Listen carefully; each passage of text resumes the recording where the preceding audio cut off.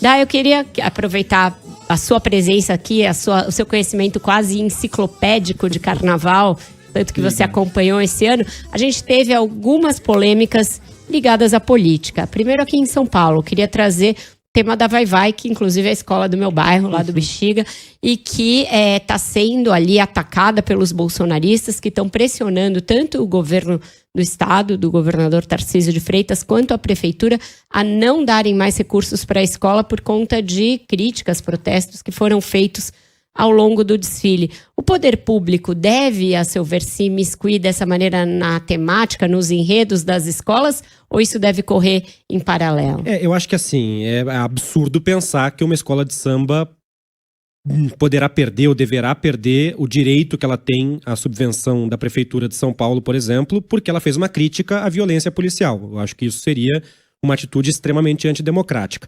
Eu acho que o importante, antes de mais nada, é a informação. O que é que aconteceu no desfile do Vai Vai? Sim. Vai Vai tinha um enredo sobre a arte de rua e o hip hop. Toda a trajetória do hip hop na cidade de São Paulo.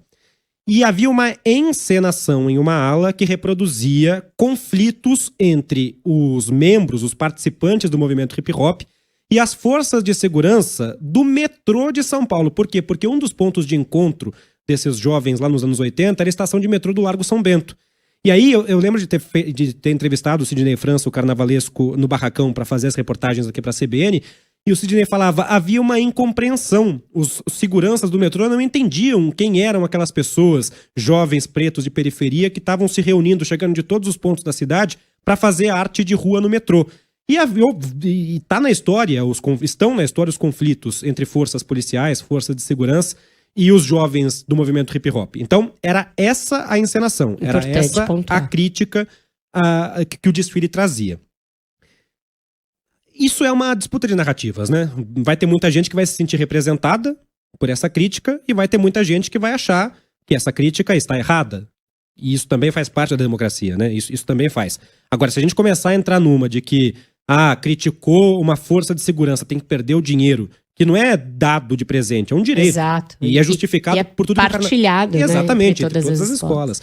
Então... Dai, no Rio, que tem tido o seu carnaval ali do Grupo Especial marcado por muitos enredos políticos, esse ano foram menos os que tocaram nesses temas. A Portela tratou de racismo, né, muito fortemente, porque escolheu o livro da Ana Maria Gonçalves, Um Defeito de Cor, como temática. A Beija-Flor também tangenciou esse assunto ao ter ali o Arthur Lira, enfim, o patrocínio do governo, da Prefeitura de Maceió.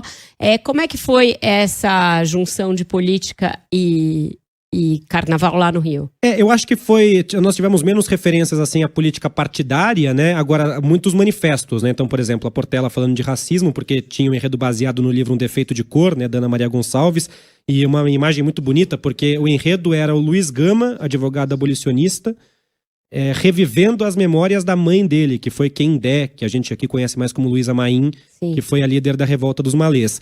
O Tuiuti, por exemplo, fez um enredo sobre o João Cândido, né, o líder da Revolta da Chibata, e inclusive trouxe para a avenida aquele entregador que foi agredido a chibatadas no Rio de Janeiro, como o João Cândido, ele representando o João Cândido. Então isso é um posicionamento político de um desfile. Mas assim, em termos de enredos mais partidários, podemos dizer assim, esse ano tivemos menos, o que eu acho que tem a ver com um ciclo em que o carnaval está um pouco mais endinheirado, né? Então os enredos patrocinados, eles voltaram a aparecer no universo das escolas. E isso eu acho que interfere. E no caso da Beija-Flor, um patrocínio multimilionário da Prefeitura de Maceió, na casa de 8 milhões de reais, para o projeto de carnaval inteiro, com algumas contrapartidas ali de apresentações da Beija-Flor em Maceió, mas ainda assim um valor assim astronômico. E a Beija-Flor fazendo um enredo sobre Maceió, aí o carnavalesco sempre pega esse enredo e tenta carnavalizar na medida do possível. Então, no caso da Beija-Flor, o João Vitor Araújo pegou ali a história do Rasgonguila, que era o príncipe dos carnavais de Maceió, um negro descendente de etíopes, que foi o rei do carnaval de Maceió na primeira metade do século XX, e a partir daí eles falaram de Maceió. A Grande Rio já anunciou, ano que vem, inclusive o governador Helder Barbalho esteve na Sapucaí no desfile da Grande Rio, que ano que vem o desfile da Grande Rio vai ser sobre o Pará. E aí, que inclusive cedia a COP30, né? Também, esse é um dos ganchos, e inclusive o Pará já foi enredo campeão do carnaval em 98 com a Beija-Flor, também numa união ali de política e samba. E um outro ponto importante para a gente contextualizar assim, política no carnaval são as escolas de fora da cidade do Rio de Janeiro que recebem, a maioria delas, muitos incentivos das suas prefeituras. Então a prefeitura de Niterói bota um belo dinheiro na Viradouro, um belo dinheiro na Acadêmicos de Niterói, que desfila no segundo grupo, um dinheirinho também na Cubango, que desfila na terceira divisão. A prefeitura de Maricá, sobretudo pela influência do deputado Washington Quaquá, que é o presidente do PT no Rio de Janeiro, colocando muito dinheiro na Unidos de Maricá, que estreou esse ano na Sapucaí, na segunda divisão. E um caso, a Nilópolis sempre apoiando muito a Beija-Flor. E um caso na mão contrária esse ano, a Inocentes de Belford Roxo, no meio de uma grande crise política na cidade de Belford Roxo. Ela tem ali o apoio, enfim, o dono da escola, entre aspas, é o Reginaldo Gomes, que virou um grande inimigo político do Vaguinho, né? O Vaguinho, da Daniela do Vaguinho, que, enfim, despejou a escola com muitos problemas. Então tem muita prefeitura ajudando as escolas, mas também tem escola que fica no meio desse fogo cruzado. A Inocentes, é outra escola da segunda divisão do Rio de Janeiro. Aqui em São Paulo, tanto no Sambódromo quanto nos blocos de rua, a gente viu a antecipação da eleição trazida para a folia, né? O Guilherme Boulos é muito próximo de algumas escolas e de muitos blocos, então acabou ovacionado.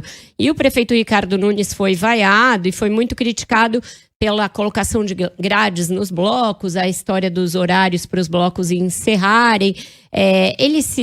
Pode-se dizer que ele se deu mal com essa folia, com a associação do Boulos com a festa? Eu acho que no carnaval, de maneira geral, sim. E ainda mais se você pensar que o carnaval de rua é o carnaval motor de São Paulo, né? O das escolas de samba, em termos de popularidade, ele é menor. Agora, quando a gente pensa no universo das escolas de samba, tem um nome fundamental pra gente entender como essas disputas acontecem, que é o do Milton Leite. Vereador Milton Leite, enfim, que tem uma influência na política paulistana muito grande. Ele é o cara do carnaval em termos de escola de samba, né? Ele é o patrono, inclusive, da Estrela do Terceiro Milênio, uma escola do Grajaú que foi rebaixada no ano passado, mas já voltou esse ano para o grupo especial, foi a campeã do grupo de acesso, e ele é amicíssimo das escolas. Então, por exemplo, agora a gente vai ter eleição agora esse ano, eleição municipal, né? Eu acho muito difícil, para não dizer impossível, que alguma escola de samba de São Paulo se posicione em favor do Guilherme Boulos, por exemplo, nessa disputa. Na eleição passada, a gente teve uma adesão unânime ao então candidato Bruno Covas, né, que tinha como vice na sua chapa o Ricardo Nunes, muito porque as escolas enxergam a prefeitura, o poder público municipal, como um grande aliado, né? Quando tivemos anos complicados aí em termos de recursos financeiros, e sempre foi esse dinheiro que deu uma força, e sem contar que o Milton Leite é muito empenhado em resolver questões de, por exemplo, de regularização de espaço, como as quadras das escolas de samba. Escolas que não tinham quadra conseguiram, escolas que tinham as suas quadras ali ameaçadas, porque quase nenhuma tem quadras que são delas mesmas, né? Então é uma sessão temporária ali, o Milton Leite sempre dá uma força ali para tentar regularizar essa situação. Então ele é muito próximo desse universo do carnaval. E isso despolitiza as escolas do ponto de vista partidário, e quando politiza sempre a favor do poder constituído, por assim dizer, na cidade. Muito bom ter alguém que entende, porque traz esse bastidor, e a gente às vezes fica com uma impressão vendo as redes sociais e ali a arquibancada, e não se dá conta disso que é bastidor político na veia. O corpo do componente da escola é uma coisa e o camarote da diretoria muitas vezes é outra totalmente diferente. Basta lembrar, por exemplo, que em 2016, enquanto todo o universo das escolas de samba do Rio fechava com Freixo, os dirigentes todos posaram ali ao lado do Marcelo Crivella e depois se deram muito mal com isso, inclusive. Muito bom, maravilhoso. Leonardo Dai aqui trazendo esses bastidores pra gente. Dai, muito obrigada, viu?